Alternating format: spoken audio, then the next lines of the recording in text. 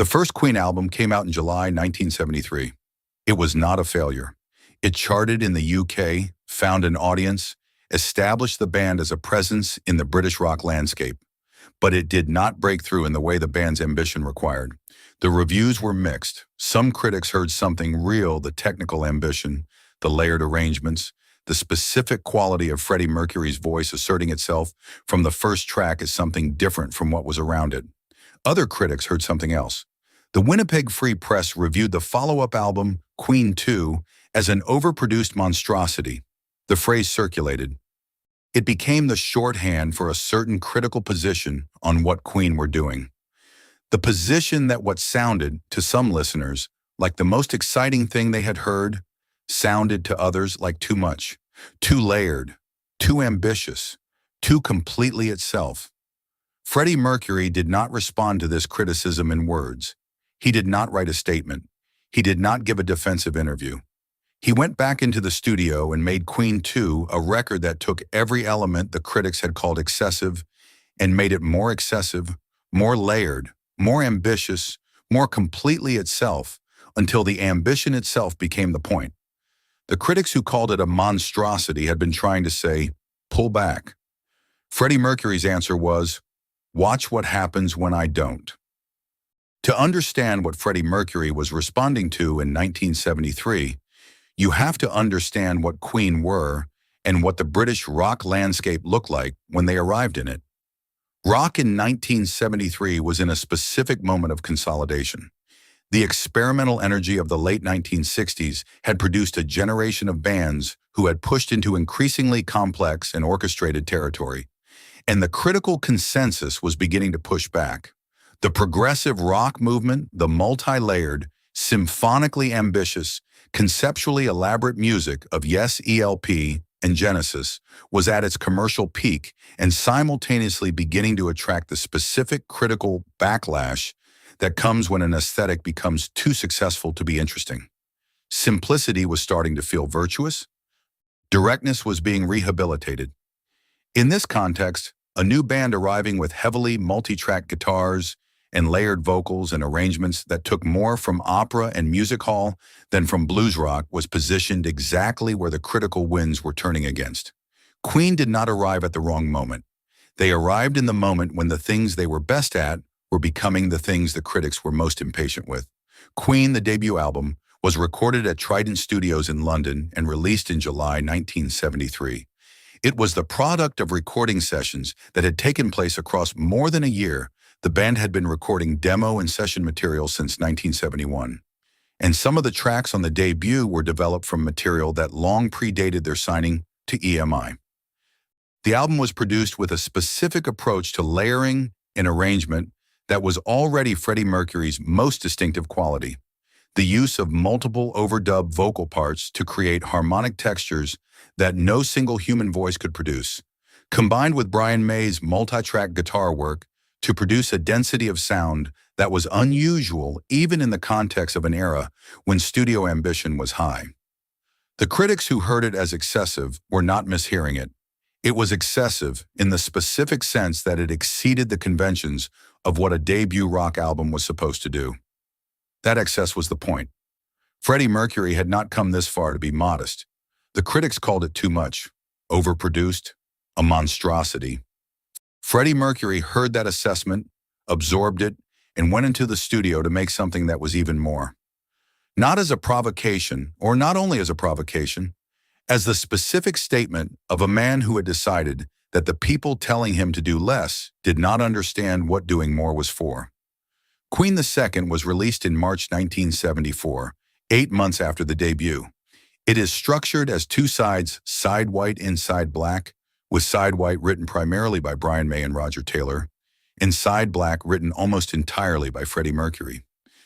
The side black distinction matters because side black Ogre Battle, the Fairy Feller's Master Stroke, Nevermore, The March of the Black Queen, Funny How Love Is, Seven Seas of Rye is the most concentrated expression of Freddie Mercury's musical vision that Queen had produced to that point.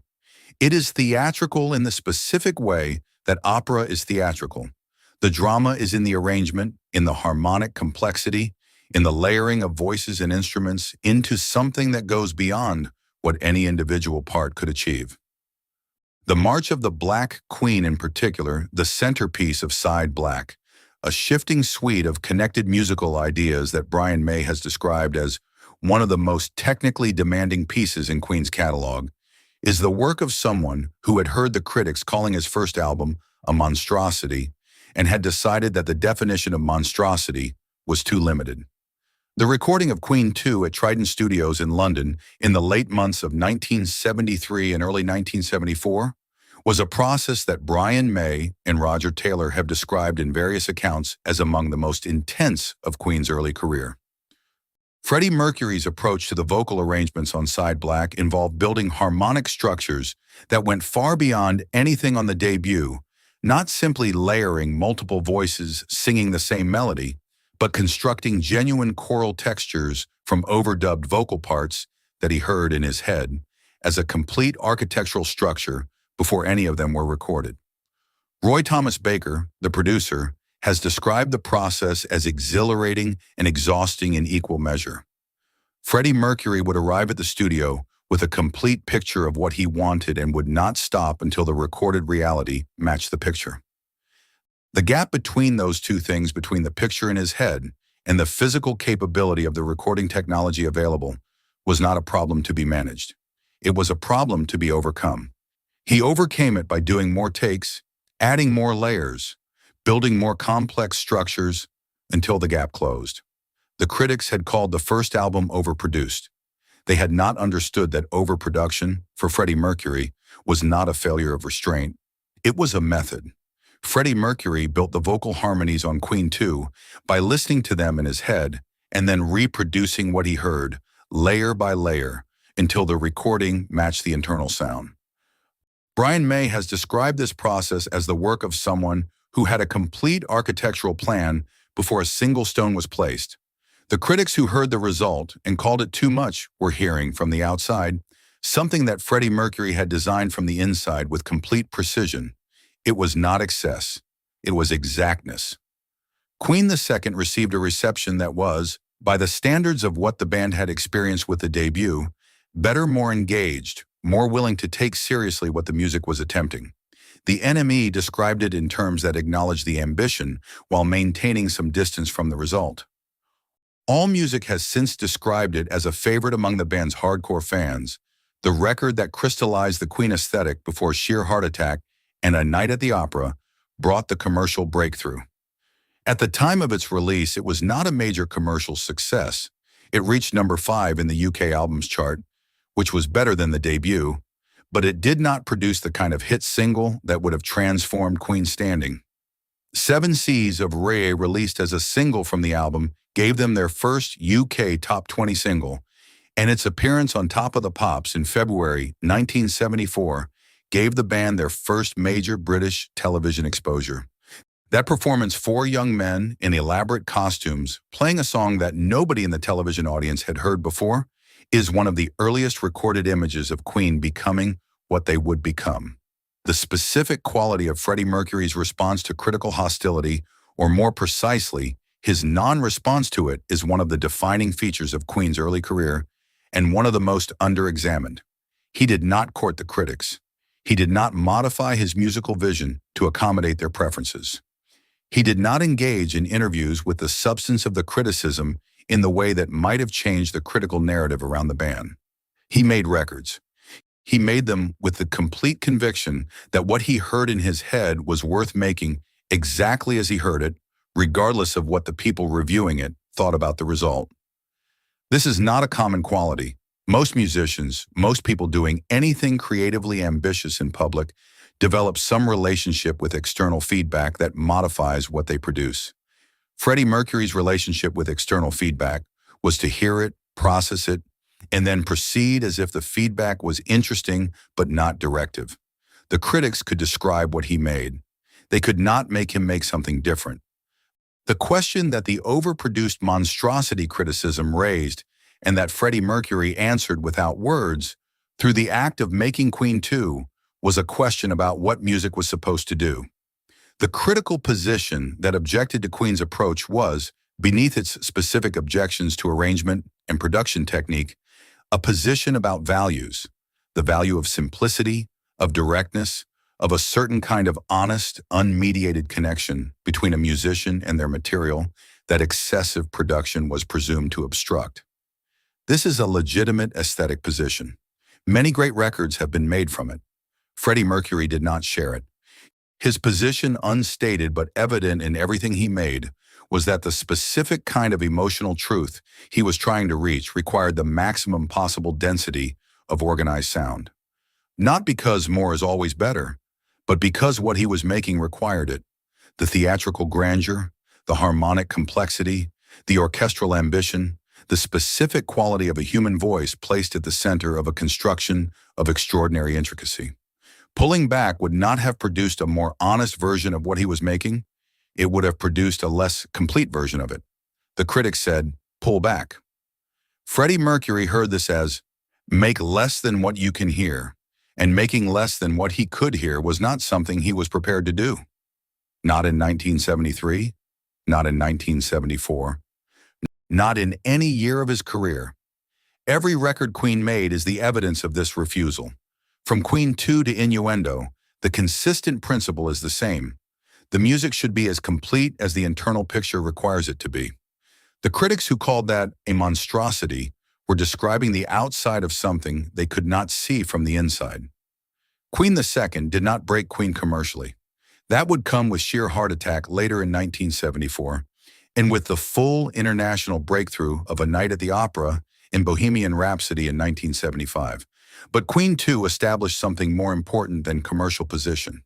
It established what Queen was capable of, the specific ceiling, or rather the specific absence of a ceiling, that governed the band's ambition. Every subsequent Queen album exists in a relationship with Queen II, either building on what it established or reacting against it, but always in full awareness that the band had demonstrated in 1974 that there was no structural limit to how complex and how layered and how theatrical their music could be. That knowledge, produced in the direct, studio practical, sonically concrete act of making side black of Queen II, was the foundation on which Bohemian Rhapsody was possible in 1975. If Queen had listened to the critics and pulled back after the debut, the ceiling would have been lower. If the ceiling had been lower, Bohemian Rhapsody would not have been what it was. The critics who called the first album a monstrosity were, without knowing it, trying to prevent Bohemian Rhapsody from existing. The critic wrote, overproduced monstrosity. Freddie Mercury made Queen II, then Sheer Heart Attack, then A Night at the Opera, then Bohemian Rhapsody, then We Are the Champions and We Will Rock You, and Somebody to Love and Don't Stop Me Now, and Crazy Little Thing Called Love, and another one, Bites the Dust and Under Pressure, and Radio Gaga, and I Want to Break Free and The Show Must Go On. The monstrosity expanded until it filled every available space and then kept expanding. That is what pulling back would have prevented. Brian May has described Freddie Mercury's relationship to ambition in Queen's early years with a specific quality of retrospective wonder that is distinct from the way he describes almost anything else about the band's history. He has said that Freddie Mercury arrived in Queen's recording sessions with a completeness of musical vision, a picture of what the finished thing should be that was unlike anything he had encountered in other creative collaborations. Not a vague direction, a specific picture with all its details already present that Freddie Mercury was trying to reproduce in the studio with the fidelity of a painter working from an internal model rather than an external reference. This is the quality that made the overproduction accusations beside the point. The layers and the complexity were not the product of excess or indulgence. They were the product of accuracy. Freddie Mercury was building what he could already hear. The critics who could not hear it heard the construction as noise. The people who could hear it heard the construction as architecture. A critic called Queen's first album an overproduced monstrosity. Freddie Mercury made Queen II. He made it with more layers, more harmonic complexity, more orchestral ambition, more theatrical grandeur than anything on the first record. He did not do this to prove a point. He did this because the internal picture was more complete than the first album had been able to reproduce, And the second album was the attempt to close the gap between the picture and the reality. The gap, as it turned out, was never fully closed, not on Queen 2, not on A Night at the Opera, not on any record Queen ever made, because the internal picture kept expanding faster than the technology and the time could accommodate it. But the attempt to close the gap produced Bohemian Rhapsody. It produced Radio Gaga. It produced The Show Must Go On. It produced the entire body of work that the critics who called the first album a monstrosity had no framework for predicting. Freddie Mercury did not respond to criticism. He responded with music. And the music answered every question the criticism had raised, and then went considerably further and kept going until there was no more music to make and no more time to make it in.